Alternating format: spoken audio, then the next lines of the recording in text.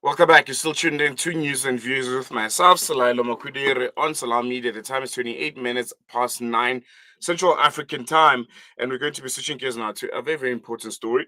Excuse me. As South Africa marks another year of the 16 days of activism for no violence against women and children, the country is once again confronted with a hard truth. Campaigns raise awareness, but lasting change requires far more than 2 weeks of attention. Every year, we see powerful messaging, community dialogue, policy announcements, and nationwide activism. But yet, when the campaign ends, many of the systemic problems driving gender based violence remain unchallenged. Survivors continue to struggle for justice, mental health support remains unevenly available, and communities often lose momentum once the national spotlight fades away. And this morning, we look beyond the campaign itself. What does sustainable activism look like?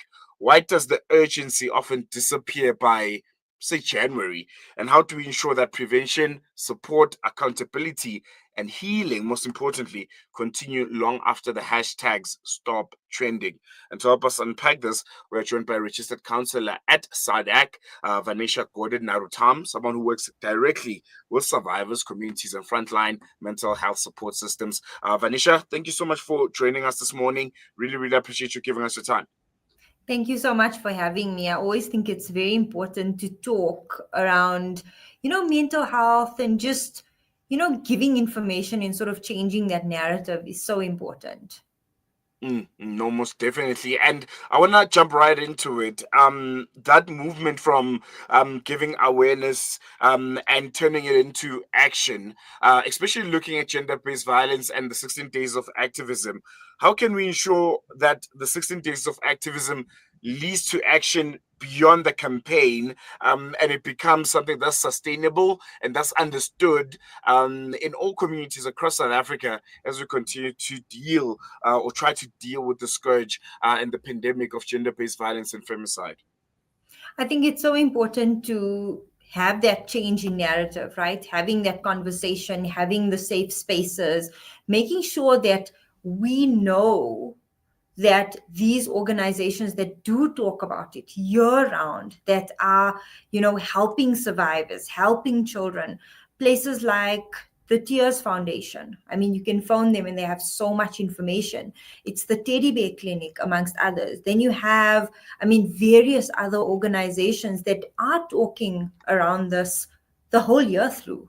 They are managing experiences of people. They're, going to court with them, providing services, providing mental health support, providing trauma support. And it's so important to know that we can and must carry on having this conversation through the year. And I completely understand. I know that when you said, like, January, it's almost like, the whole conversation just dies down. And now people are more focused on getting back to work, getting the kids to school, things like that.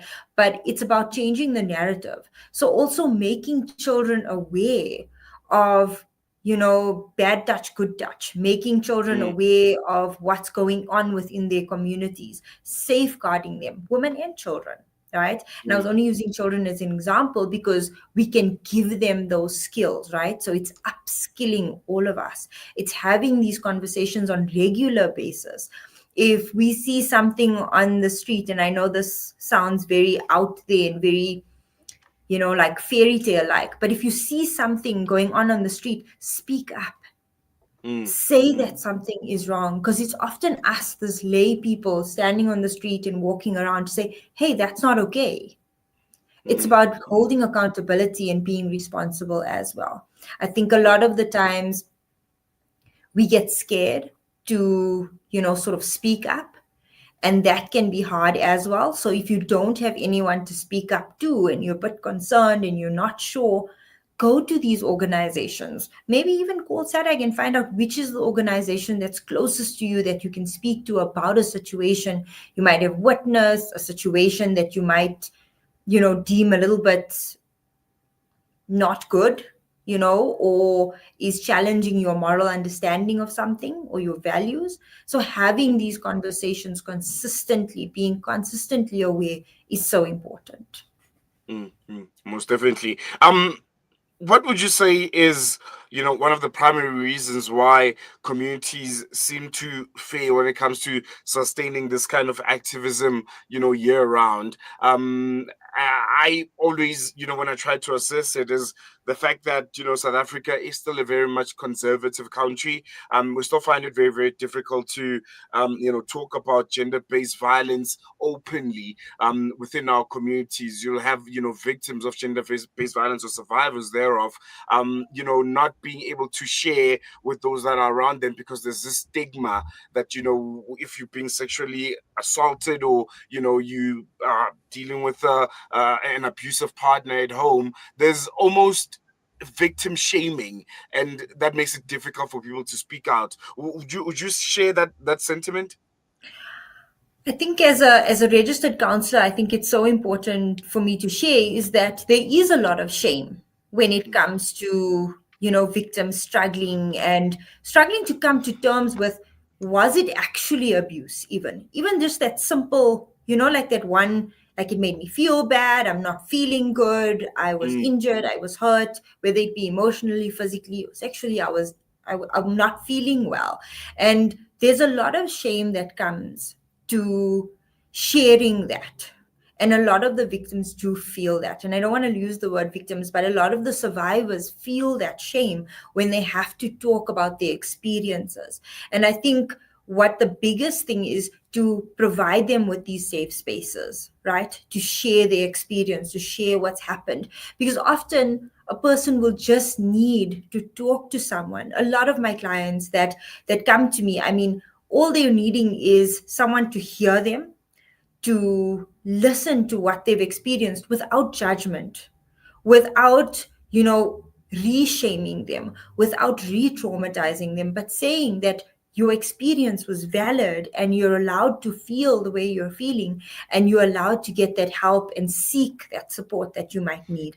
So I think it's so important for us to have these open conversations once again, but to make sure that every space becomes a safe space.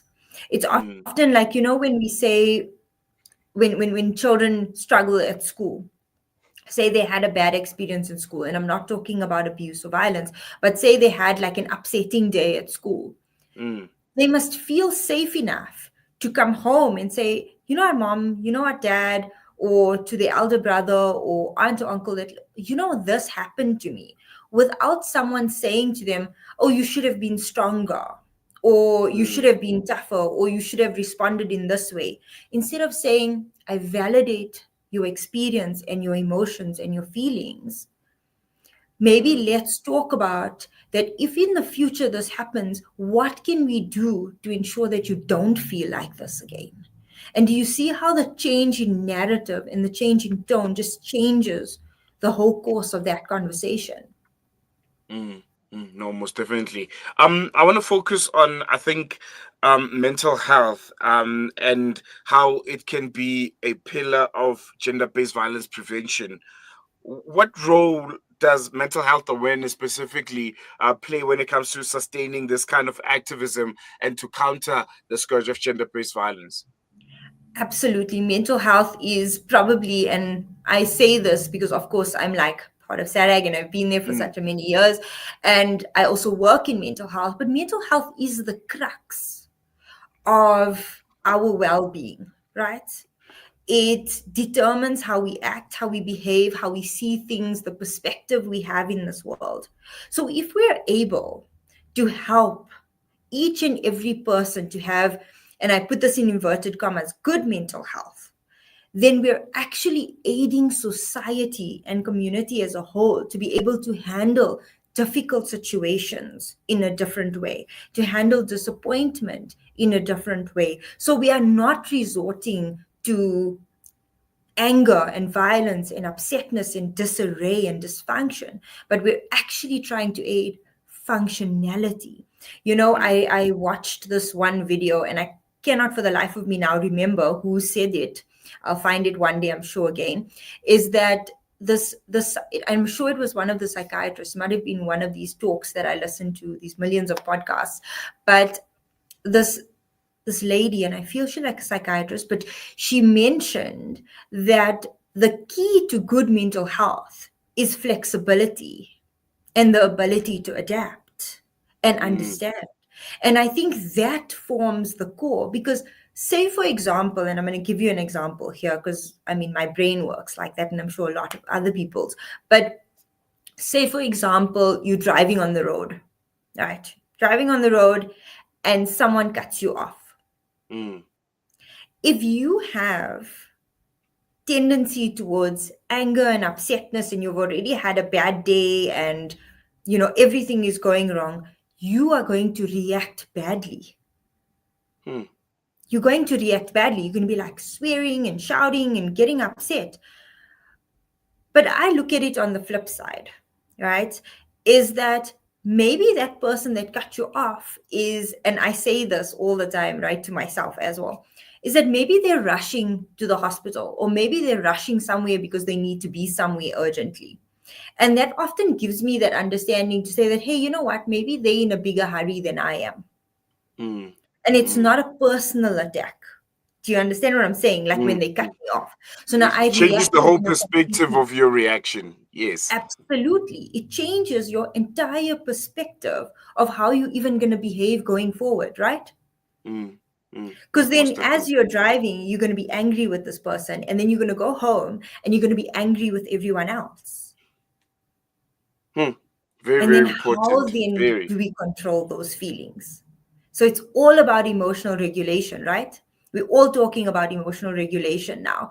It's managing those emotions so that we can understand them. It's also practicing the pause. And I think a lot of us as human beings now are struggling with just that. Vanishaa, Gordhan, thank you so much for joining us. I think a very, very eye-opening conversation. Hope we chat again soon. Really, really appreciate you giving us your time. Absolutely. Thank you so much for having me. And I hope I tinkled something in your brain. No, to say, most hey, definitely. Most let's definitely think about this. Most definitely have. Thank you so much. Hope we chat again soon. Cool beans. Bye. There you go.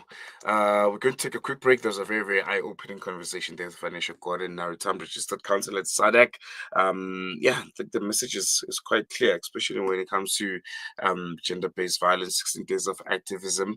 It is a very, very important national movement, but the real work happens in the days, months, and communities in the communities after the 16 days of activism against gender-based violence almost falls away. So preventing GBV requires, as Vanishaa mentioned there, sustained mental health support, stronger partnerships, consistent community engagement, and a commitment from all of us, not just during the campaign window but throughout the year. We're going to take a quick break. News and views continues after this.